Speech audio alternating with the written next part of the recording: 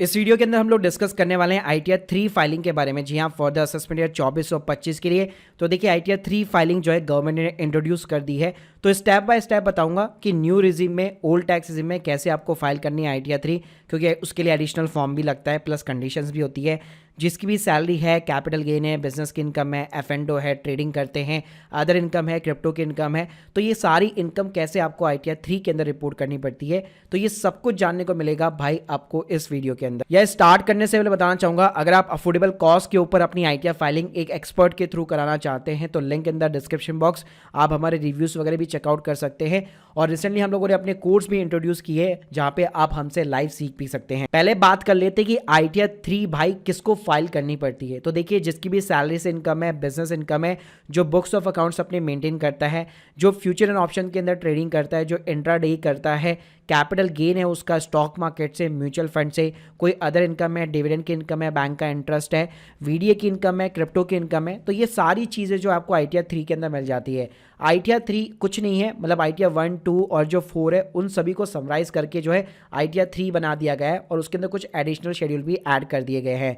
अब इस साल से क्या हो रहा है, बाय डिफॉल्ट आप न्यू टैक्स रेजिम के अंदर फॉल करने वाले हैं। तो अगर आपको ओल्ड के अंदर भाई स्विच करना है तो यहाँ पे कुछ कंडीशंस एप्लीकेबल है, और आपको एक एडिशनल फॉर्म 10IE करके जो है इंट्रोड्यूस किया गया है वो आपको फाइल करना पड़ेगा। तो भाई मैंने इसके ऊपर पूरा एक 10IE के ऊपर पूरा एक सेपरेट वीडियो बना दिया है, क्योंकि कंडीशन सारी मैं इस वीडियो के अंदर एक्सप्लेन नहीं कर पाऊंगा। तो ये लिंक मैं आपको जो है डिस्क्रिप्शन बॉक्स के अंदर दे दूंगा। तो ये कंडीशन को देखने के बाद में ही आपको ये वाला फॉर्म जो है यहाँ पे फाइल करना है और ओल्ड टैक्स रेजिम के साथ में जाना है। वरना हमेशा ही अगर आपकी 7 लाख के नीचे इनकम है तो हमेशा ही न्यू टैक्स रेजिम के साथ ही आपको प्रोसीड करनी है। चलिए, यहाँ पे मैं आ चुका हूँ लाइव पोर्टल के ऊपर, आपको दिखाऊंगा कि कैसे आपको आईटीआर फाइल करनी है।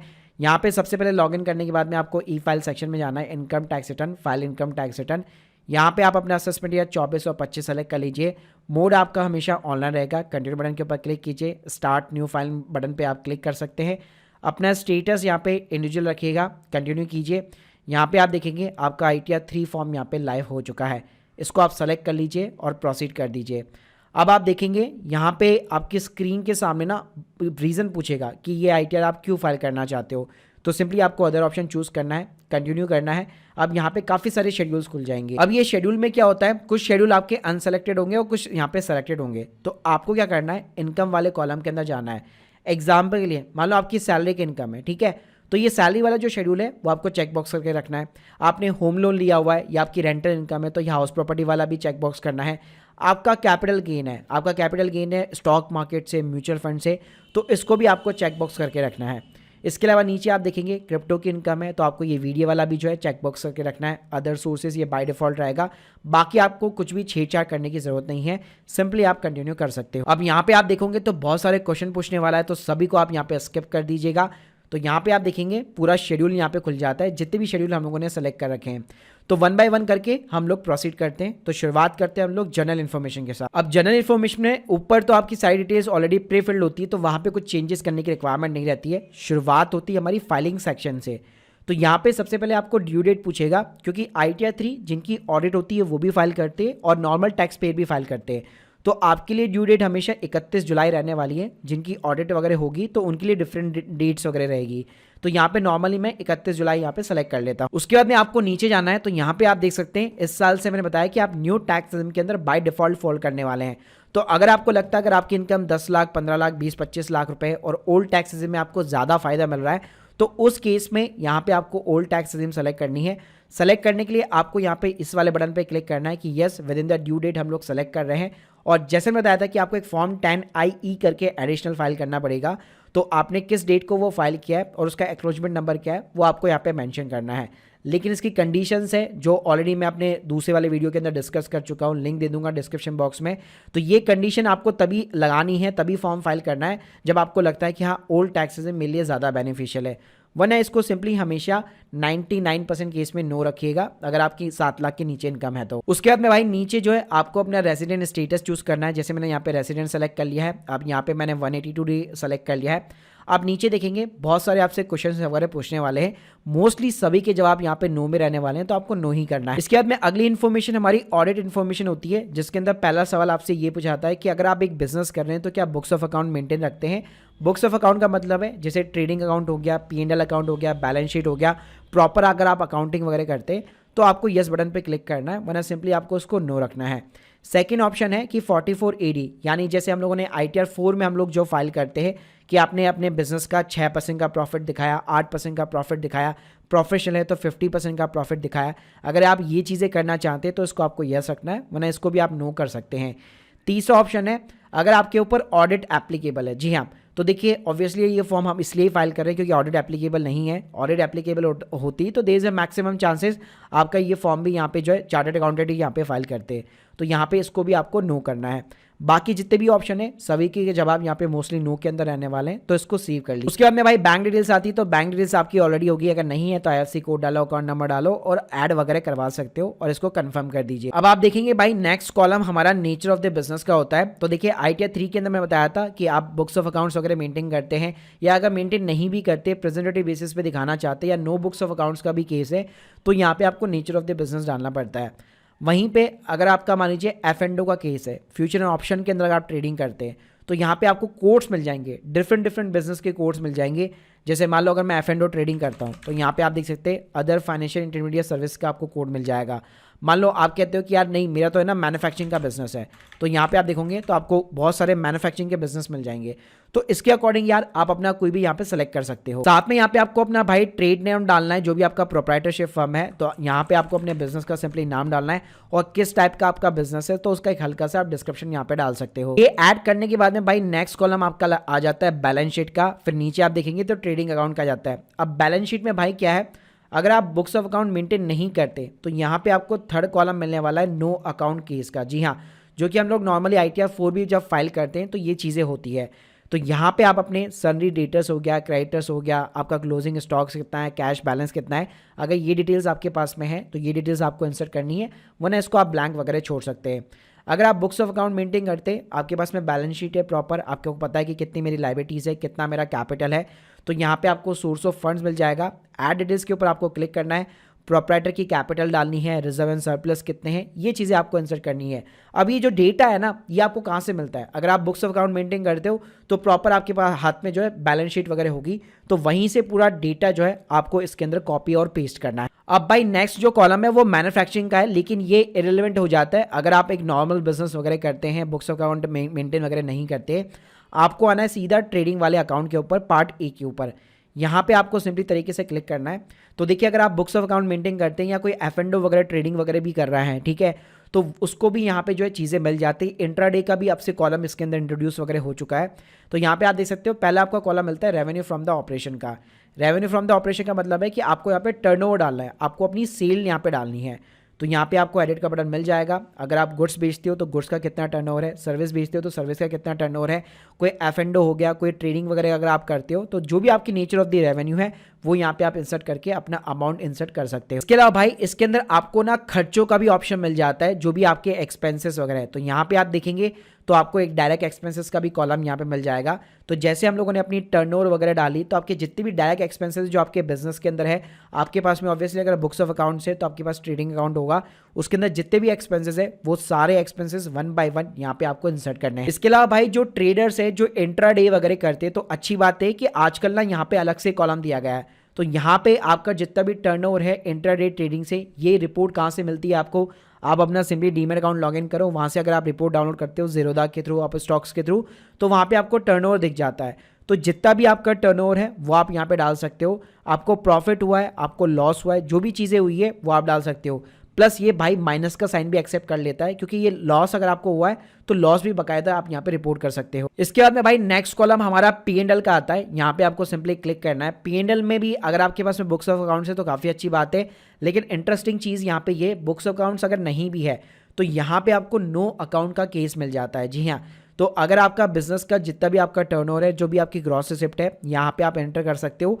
और यहाँ पे ऐसा कोई फंडा नहीं है कि भाई मिनिमम 6% का प्रॉफिट दिखाना है, 8% का प्रॉफिट दिखाना है आपको यहाँ पे बिना बुक्स ऑफ अकाउंट्स के आप सीधा अपना जो भी नेट प्रॉफिट है वो यहाँ पे आप दिखा सकते हो। सेम अगर आप प्रोफेशन के अंदर हो तो अपना प्रोफेशन का यहाँ पे अपना ग्रॉस रिसिप्ट डालो और उसका सिंपली आप अपना प्रॉफिट दिखा सकते हो। इसके अलावा पहले क्या होता था, इंट्राडे वालों के लिए ट्रेडिंग अकाउंट के अंदर कोई अलग से कॉलम नहीं हुआ करता था, तो स्पेक्टिव एक्टिविटी करके कॉलम दिया गया था नो अकाउंट केस का। तो जनरली लोग क्या करते थे, अपना इंट्राडे का जो टर्नओवर होता था, जो प्रॉफिट या लॉस हुआ करता था, वो यहीं पे रिपोर्टिंग करते थे। तो यहाँ पे आपको अपना टर्नओवर डालना पड़ता था इंट्राडे का, और आपका जितना भी प्रॉफिट हुआ है वो आपको डालना पड़ता था।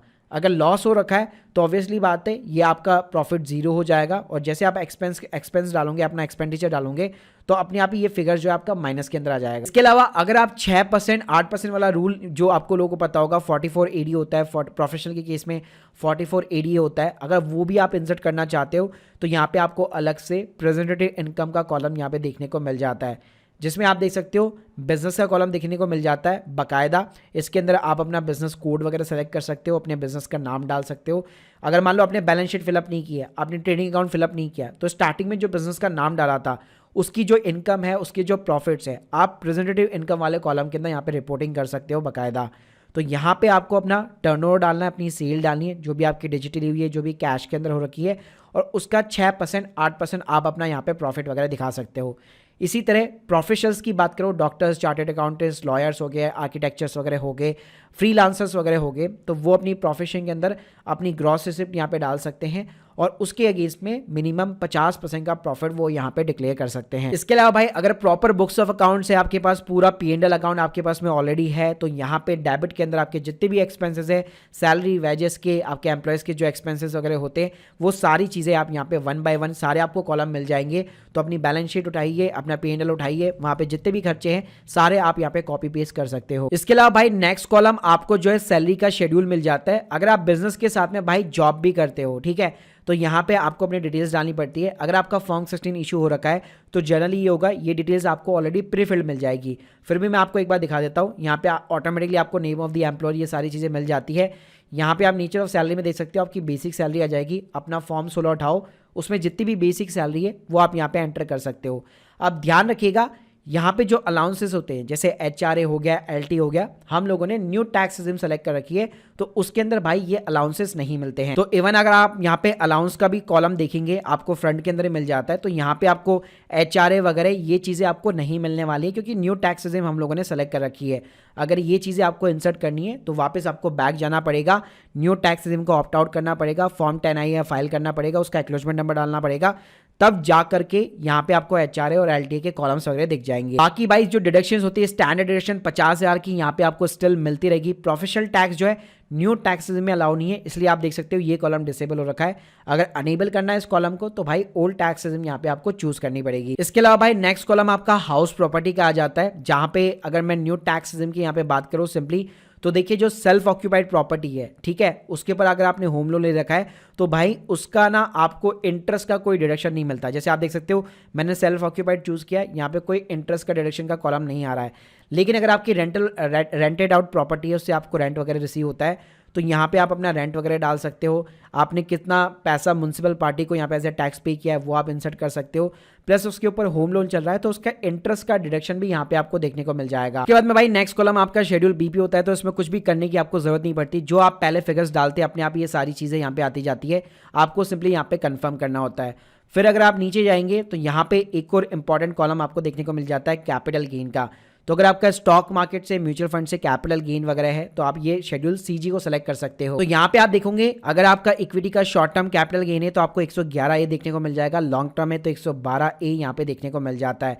यहाँ पे भी आपको कंटिन्यू बटन पे क्लिक करना है, तो यहाँ पे आप देखेंगे ऊपर 111A देखने को मिल जाएगा, 111A आपको सेलेक्ट करना है।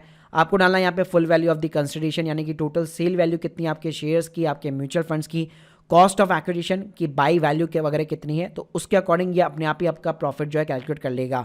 और ये चीज़ें रिपोर्टिंग जो है आपको यहाँ पे म्यूचुअल फंड की है चाहे स्टॉक मार्केट की है, आपको अपने डीमेट ब्रोकर से मिल जाती है। और इसके ऊपर भी मेरा एक सेपरेट वीडियो ऑलरेडी बना हुआ है जहाँ पे आप चेकआउट कर सकते हैं कि short term and long term capital gain को 111A और 112A के अंदर कैसे यहाँ पे डिटेल्स वगैरह रिपोर्टिंग की जाती है। उसके बाद में भाई यहाँ पे आपको शेड्यूल वीडियो मिल जाएगा। तो देखिए यहाँ पे क्रिप्टो के अंदर चेंजेस क्या हो रखा है कि अगर लेट सपोज ITR 2 फाइल करते हैं तो वहाँ पे सिर्फ कैपिटल गेन दिखता है, लेकिन ITR 3 में आप देख सकते हैं वीडियो के अंदर आपको बिजनेस इनकम भी दिख जाने वाली है। तो यहाँ पे आप अपना क्रिप्टो का सेल वैल्यू हो गया, बाय वैल्यू वगैरह चीज़ें डाल सकते हैं। अगर आप ट्रेडिंग वगैरह भी करते हैं तो ये सारी चीज़ें भी आपको ITR 3 के अंदर इसी कॉलम के अंदर यहाँ पे दिखानी पड़ती है। इसके अलावा भाई यहाँ पे आपको शेड्यूल जो है अदर सोर्सेस मिल जाएगा। अगर आपका बैंक का इंटरेस्ट है, डिविडेंड वगैरह की इनकम है, तो आधे से ज़्यादा डिटेल्स तो आपको प्री फिल्ड मिल जाएगी। आपको कुछ भी यहाँ पे इस साल जो है करने की ज़रूरत नहीं पड़ने वाली है।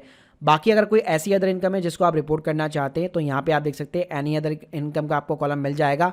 यहाँ पे अपना डिस्क्रिप्शन डालो, अमाउंट डालो, तो कोई भी एक अदर इनकम को भी यहाँ पे आप रिपोर्ट कर सकते हो। इसके अलावा भाई ड्रीम 11 और रमी जैसी ऐप से अगर आपने विनिंग की है, गेमिंग से आपने यहाँ पे विनिंग वगैरह कर रखी है, तो यहाँ पे इस साल अगर आप देखेंगे तो इनकम चार्जेबल स्पेशल रीड्स का एक कॉलम मिलने वाला है। जी हाँ, तो उसके अंदर जो है आप अपनी गेमिंग की रिपोर्टिंग यहाँ पे कर सकते हो। वैसे बाय डिफॉल्ट आपको मिल जाएगा अगर आपका टीडीएस वगैरह कटा हुआ है तो। भाई नीचे भी आपको इस साल कुछ करने की जरूरत नहीं है, जो भी डिविडेंड होगा वो अपने आप ही यहाँ पे देखो ऑटो प्रीफिल्ड हो जाता है। ऐसे क्वार्टरली वाइज आपको डालने की जरूरत नहीं पड़ती है, आपको सिंपली यार कंफर्म कराना है। अब लास्ट में भाई बहुत सारे शेड्यूल होते हैं, जैसे CYLA होता है, BFL होता है, CFL होता है। इन शेड्यूल के अंदर जनरली आपको कुछ नहीं करना होता, सभी जो इन्फॉर्मेशन आपने फिलअप कर रखी है सिंपली तरीके से सिस्टम उसको यहाँ पे जो है ऑटो कैलकुलेट कर लेता है।